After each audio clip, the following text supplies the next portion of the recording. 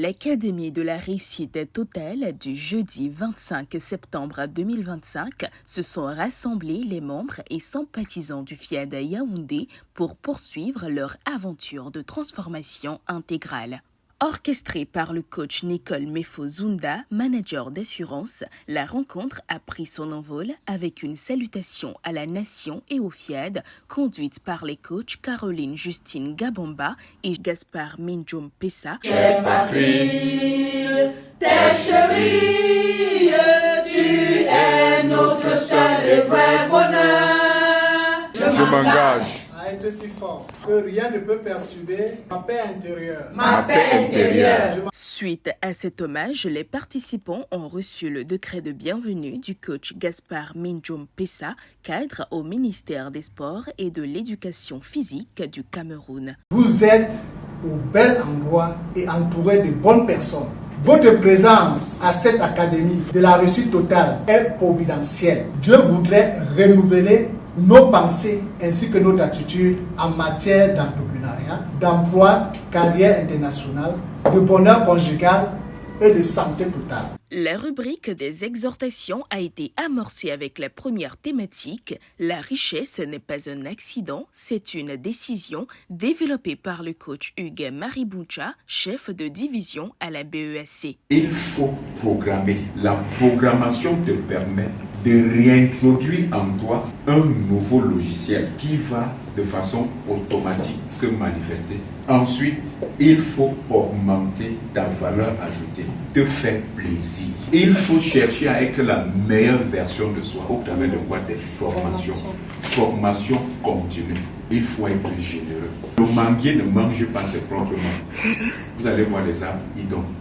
La foi s'exprime par l'audace fut le thème choisi dans la deuxième exhortation, conduite par le coach Rolande Chokessi, directrice générale de l'hôtel Le Macombe. L'audace de la foi, c'est de s'engager dans la formation continue. L'audace de la foi, c'est de s'engager entièrement. Quand Dieu te parle, tu fais. Élu de Dieu. Si ta foi est vivante, elle se manifestera certainement par des actes de courage.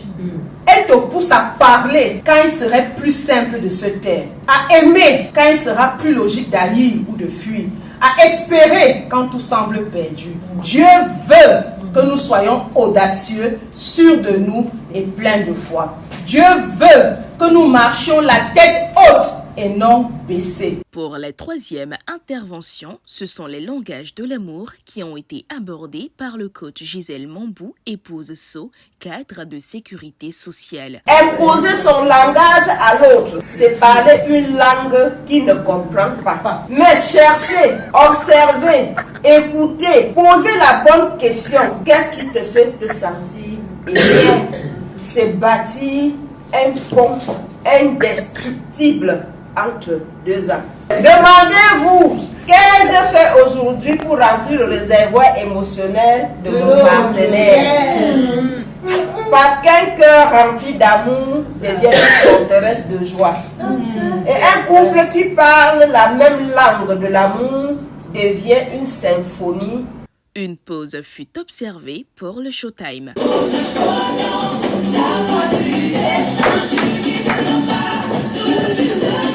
Ce ballet d'exhortation s'est conclu avec le thème « Celui qui s'instruit pour sa santé construit un pont solide vers la longévité » dont le développement a été assuré par le coach Antoine Fomo, expert consultant en passation des marchés. Bien manger, manger équilibré, manger les épices, la zen attitude et la pratique des mouvements pourra être considéré comme un câble de soutien. Notre santé donc fait que chaque jour, en appliquant chaque jour ces outils, nous amenons, nous construisons notre longévité. En résumé, le coaching a mis à notre disposition des connaissances que si nous les appliquons tous les jours, nous allons construire notre longévité. Les instants suivants ont été dédiés à l'appel à contribution lancé par le coach Nicole Mefo-Zunda, diplômée en management d'assurance. Je dis toujours, c'est de cœur à cœur avec son Dieu.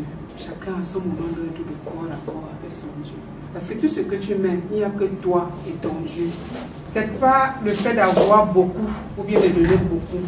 tu donnes ce que ton cœur te demande de donner. Et quand tu donnes ce que ton cœur te demande de donner, c'est Dieu seul qui sait ce qu'il fera pour toi ou pour toute ta famille. C'est en ce moment-ci, il y a des générosités qu'on doit faire aussi. Des générosités qu'on peut faire pour l'humanité.